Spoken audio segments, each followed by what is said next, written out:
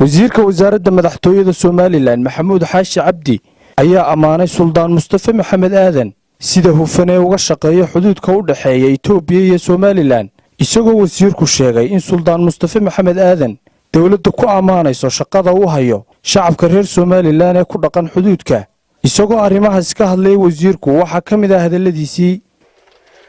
sidoo kale waxa isagana jira suldaan kale oo beesha aadan mudane baxsanbuur ay leedahay oo la yiraahdo Mustafa Maxamed Aadan Suldaan Mustafa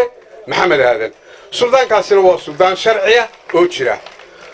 sidaa suldaan barxad aanu u aqoonsanay dawlad ahaan ayaanu suldaankaana u aqoonsanay ma jirin markii hore Suldaan Mustafa xukuumad ahaan maanu aqoonsanayn waxa uu ka shaqeynayay dalka Itoobiya dadka beelaha habar jecel deegaanka Itoobiya deega ayaa uu suldaan u ahaa way ku baraareen isagana waa bogaadinayna inta taasan ka oran Mahad Ali Goodir Star TV Burco